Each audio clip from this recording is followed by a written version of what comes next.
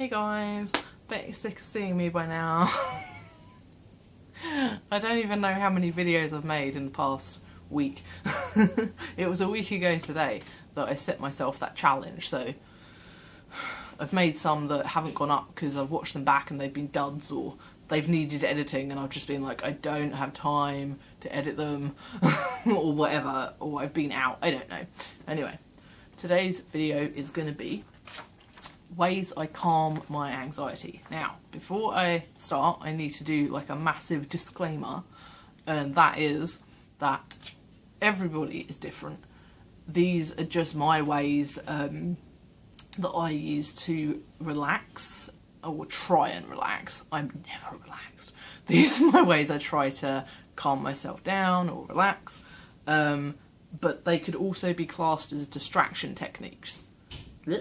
Distraction techniques? Yes, we can speak. Like in CBT, you learn, you know, a lot of like things like not using distraction to avoid anxiety and things like that, but it's a really hard, like, sticky subject really, because towards the end of my CBT, the first time round, it's like, oh, I don't even want to try and explain. It's so confusing. But I would say a lot of what I do probably would be classed as distraction. Therefore, if you are currently in CBT and you hear something I'm going to say and you think, oh, that sounds like, you know, a distraction thing, then I would say I'm not trying to give like advice or anything. Like, just do what works for you or what you're trying to learn. Follow your, you know, your own therapy path, and I'm just trying to share the things that I would do, I feel that I would do to relax anyway. So even if it wasn't like a high anxiety situation, I will be doing these things anyway. So all I'm saying is, like, I'm not a doctor and I don't want anyone to get hurt from what I'm sharing. It's really not that exciting. It's just my things, and you know, maybe some of you do the same, and maybe you can share with me what you do, like to help yourself when you're feeling anxious, or things that you find generally help you in the long term. Like, I know, like, you know, the classic one is exercise.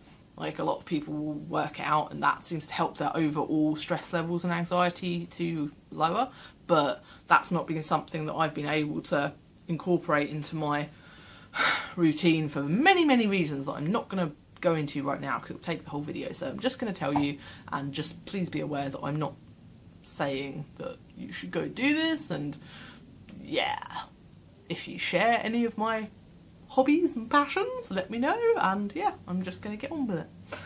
Bet I'm going to go back and watch that and be like, blech, that was shit, but it's staying. So the first thing, I have actually written it down on a list because it just helps me get the video done without messing up quite as much. I will light a lovely candle, and yes, that might sound really cheesy and generic, and yes, it is a bath and... hang on, I always say that wrong. Bath and Body Works, I was totally going to say it right. This is my favourite one. What the fuck does this say? Vanilla Snowflake. Yeah, we know our shit. I don't know. I only got into these kind of candles like last Christmas, and yeah, I'm deliberately not going to smell it on camera because I'm like, you can't smell it, it's not fair. But yeah, basically it's just straight up vanilla, and I find vanilla a really calming scent. And it is actually supposed to be a really calming scent. Like, if you look online, you know, calming scents, calming candles, vanilla will come up as one of them. There's many others, but I love vanilla anyway.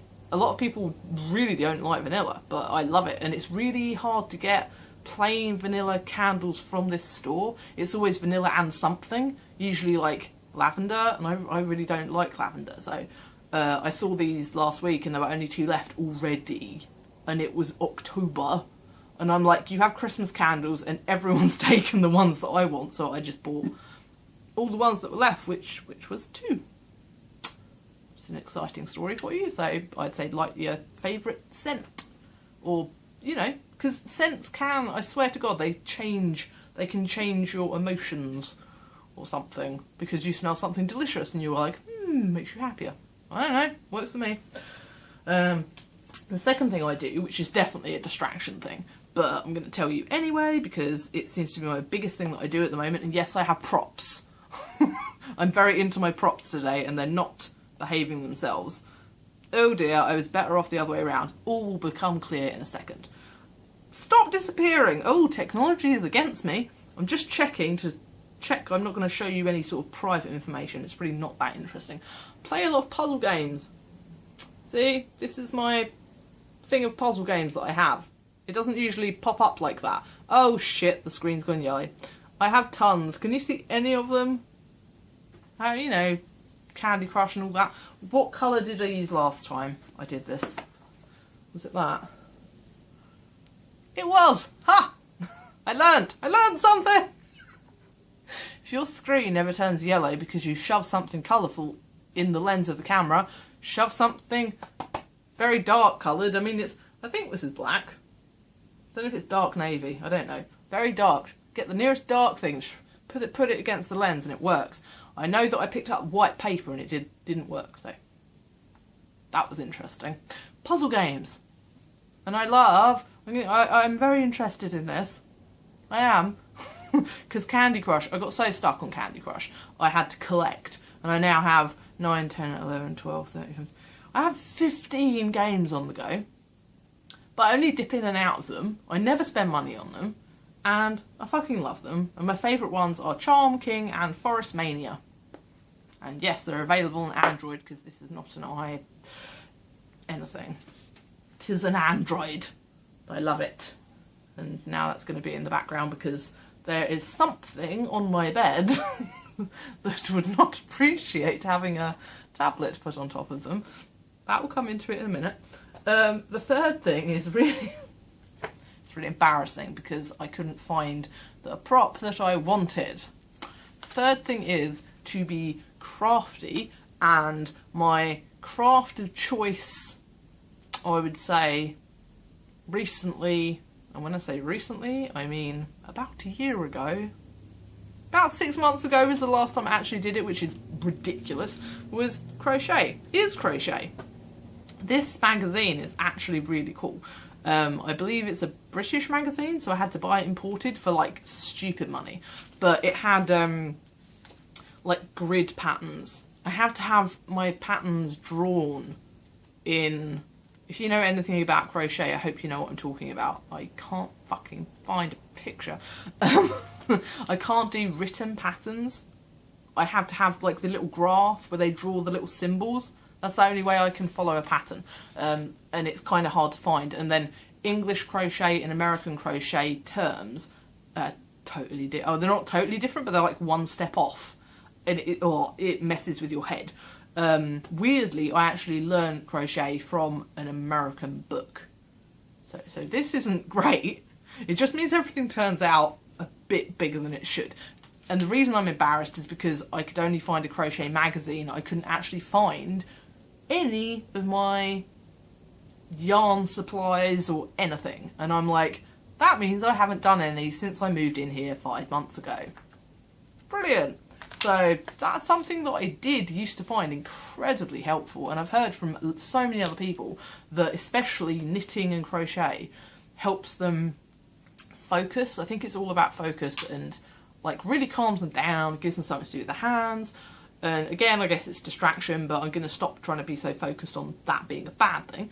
And yeah, I used to get so much out of it. I'd get totally zoned in on it because I have to concentrate so hard to get it right. But yeah, I was a bit upset to find out that I couldn't find any of my freaking wool or yarn or anything. And I was like, I know it's somewhere. Somewhere obviously so safe that I can't find it. I'm taking a long time and it's already up to almost 10 minutes. Whoops. Yeah, next thing is to paint my nails. I'm obsessed with nail polish. I actually don't have any on right now. Because, well, I took it off earlier, so I haven't finished. I especially like bright colours. That is so not going to show up. This is actually a neon pink. This is my favourite freaking nail polish. I've worn it, I think this is my 3rd bottle. It's Greenberry by Barry, Green Berry by Barry M in the jelly selection. If anybody's remotely interested, I suggest that if you go to the UK or live there or have anyone that's willing to send you some, don't do it, because Royal Mail will kill your package. This colour, oh my god, it makes me so happy. And just the act of painting my nails again is very, I don't know, I just like to do it, and I like that, the action of it, and it's like painting in a way, I guess. And yeah, and then I like having a really bright colour. It's usually brights that put me in a better mood. And again, that's an actual thing, colour therapy. So I'm not crazy in thinking that this actually helps me change my mood, and you know, yeah, so painting my nails, there you go. Next thing on the list is to read. This is my current book. See, I have all the props. I have to, otherwise you're just looking at my freaking face for 10 minutes. It's so boring. Jenny Colgan, favourite author. I know I've said this in a recent video, but this is the newest one I'm reading, and it's not her newest book at all. I'm so far behind, and it is The Loveliest Chocolate Shop in Paris, and they are just lovely escapist stories, and they're beautiful and inoffensive and gorgeous and lovely, and they take me away into a happier place. And yeah, I'm a bookworm. I love books.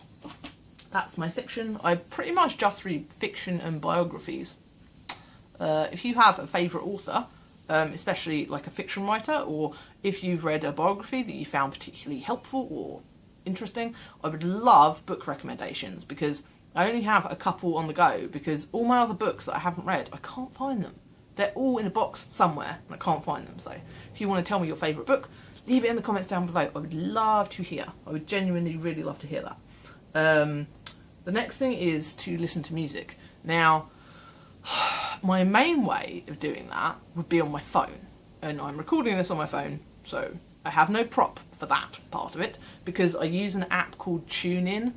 I think it's TuneIn Radio, but it just says TuneIn. And I hope you can understand what I'm saying, because I know with my accent it might be a bit difficult.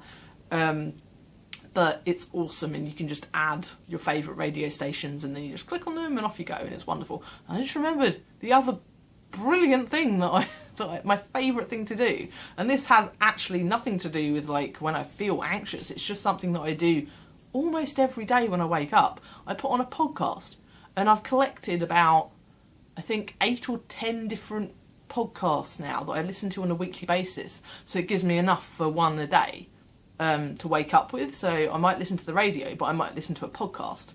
I'm not going to list them because that would take a really long time, but I might do a separate video on podcasts, because I've become very passionate about them recently, and yeah, they're really cool. Yes, I'm going to do a video on them, because I want to say them all right now, but I know I'll get them all wrong and it will go on forever. So podcasts. And then if I'm on the go, I don't recommend using the TuneIn app like out of your Wi-Fi area, because it freaking eats data like anything. So I have a SanDisk Sansa mini clip.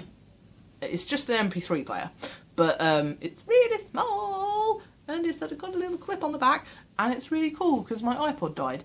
And yeah, this holds just as much, and it's like a quarter of the size, and I don't need it to be special. It does the job, and I love it. And it also has a built-in FM radio, which is actually hilarious, because how many things have that these days? And I love listening to the radio, so as long as you're not underground, which here you are underground a lot. A lot of places you go in Toronto are below ground, underground. Sound like such an idiot. Basement, you know, in the basement level of buildings, a lot of stuff is built down. So, yeah, it doesn't work when you're there, which is really upsetting, because you're like in this horrible supermarket and you're getting really anxious and you're thinking, I think I might want to listen to some music that isn't the supermarket music, and you turn on the radio and it's just a load of freaking nothing, and you're like, bollocks. I've got proper music on there too. It's just, I like the radio. The next thing is play with cats. I've got a prop for that. Oh, you're such a good boy. You're such a good boy. Yes, you are. Yes, you are. Ooh, ooh, boop. Yes, I'm probably going to regret talking like that in my cat voice, but that's what I was trying not to put stuff on top of. My stuff is all over there instead. Let's try and move this back. It's in the same place. It's never going to be in the same place. Let's just give up trying. Yeah, cats. Both the cats have had the biggest impact on my mental health in general. I can hear the other one meowing outside the door because this one will behave himself, and he was sitting in here anyway, and I shut the door when I record videos because, like in my other video, I can't record if I think someone can hear me, and now the other cat's outside the door meowing. Brilliant.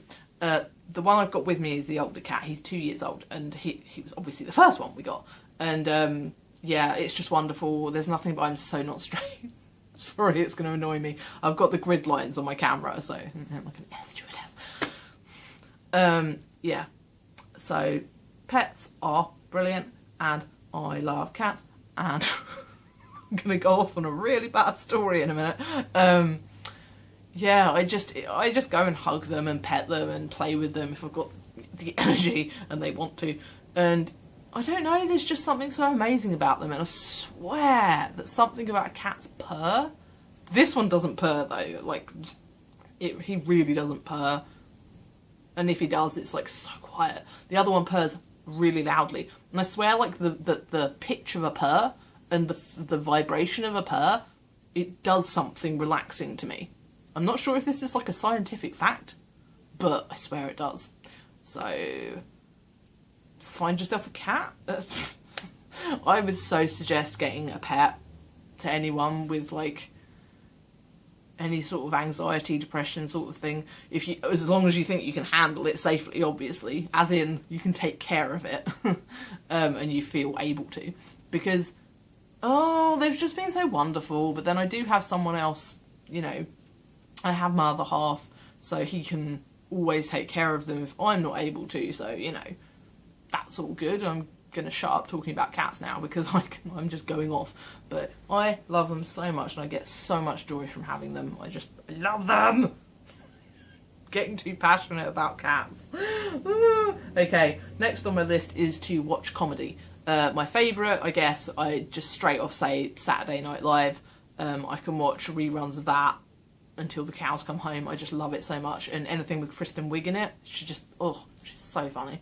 I'm not going to make a massive list of comedy things because I don't have them written down. I love the IT Crowd, Big Bang Theory, Bob's Burgers, stuff like that, and so many movies. But yeah, anything that makes me laugh. Just the main thing is, if I can make myself laugh, or be made to laugh, that will automatically make me feel better.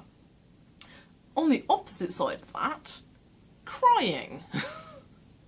Crying actually does have a scientific thing behind it that actually reduces your stress level, and I will often find myself, wanting to cry anyway, but I will not try and stop it.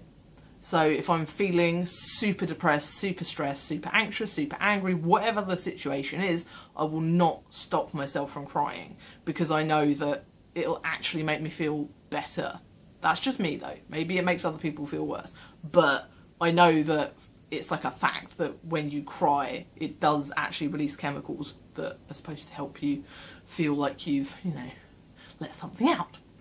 I've only got 2 more things on my list, and this has turned into a way longer video than I thought, as always, but never mind. I'm having fun. Are you? I'm going to regret that. Watch YouTube. Now, I know this is so obvious, but I put it down anyway because, oh my god, if there's anything that's going to take me away, I've so missed something on here. Yeah, it's massive, and I've written it in like really big letters as well. Watching YouTube changed so much. Like, yeah, I could get really passionate about that too, and I'm going to try not. I follow so many YouTube channels, and I just love them so much, and again, it's for laughter.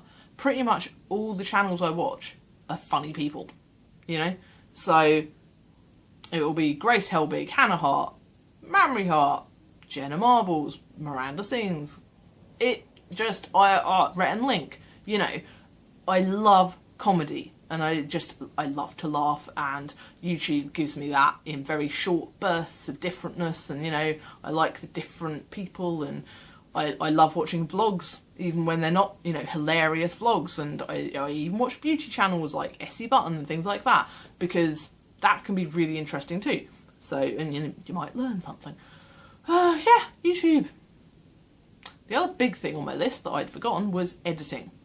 Now, I know I moan about editing a lot and how it takes forever and that, but if it's the only thing I think in the world that I can completely concentrate on, like 100%, if I'm editing, I'm not thinking about anything else, because it's impossible, like, for me. And I can think about so many things at once, it's painful.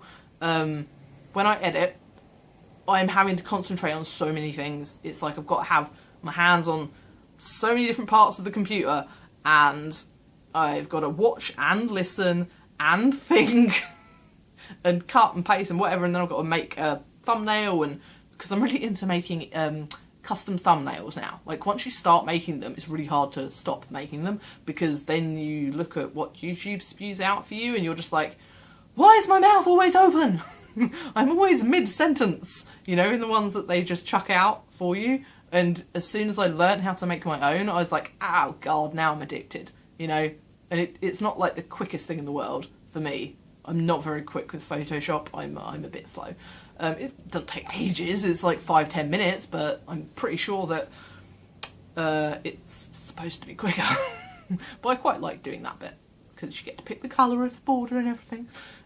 Yeah, editing is such a massively good way to completely focus myself, bring me back down to earth.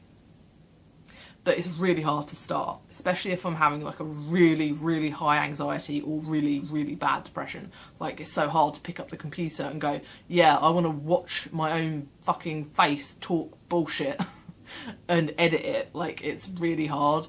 So I almost have to pretend it's not me on the screen, you know. But it's hard just to actually pick the computer up at all. I mean, the laptop. I'm fucking picking up a desktop computer. Why do I say these things? Yeah. So even just to turn the laptop on is a mission. You know, some people watching this will know what I mean. It's hard to even make a cup of tea, you know. And the very last thing is to talk to someone. That should probably be number one. The worst thing I can do when I'm feeling any kind of shittiness of any of the kinds, all the shittinesses at once sometimes, the worst thing I can do is keep it to myself and just sit there or lie there and wallow and let all those thoughts just race around in my mind and chase each other into a cyclone. Because it will end in tears. Not that the tears are bad, but it will end so much worse than if I just open my mouth and speak to somebody. And 99% of the time, it's my other half. Sometimes I'll speak to a friend on the phone. That's not very often, because I find it really hard to talk about this stuff to people other than my other half, even if I know they're going to understand. And I also don't like talking on the phone. But that has been known to happen. And also, I can talk to my friend on the phone, and it can have nothing to do with what's happening. We'll just chit-chat, and that will actually have a big impact on my mood, and it will cheer me up and take me out of my own kind of worries and stuff. So even just talking to somebody about something completely different can help me. But with my other half, if I just say to him, you know, look, this is how I'm feeling, you know, I'm feeling just awful in all these ways, and it's just really helpful to have him talk to me and say, you know, this is going to pass, you know that this intensity of these feelings will pass. Let's see what we can do about it, and he can help me come up with ideas and stuff. So, yeah. And it's just nice to have some support as well, and to know that there's someone there for you, you know. That is the end of my list. This video is really long. I'm now just listing facts. Okay, I am going to leave it there and say thank you very much for watching. And I'm so close to my anniversary now, it's weird, and I'm planning a really special video for my actual anniversary video. I'm just worried that I'm not going to be able to put it together in time, because it is going to require quite a lot of editing. So I might not actually go up on my anniversary, and I'm going to say that now so that I'm going to take a little bit of the pressure off. I'll just try and make it in my anniversary week. I know that no one else really gives a shit, it's just me, so I'm like, don't disappoint yourself. That is fine. You know, it's all good. So yeah, thanks again for watching, and I hope to see you again soon. Bye.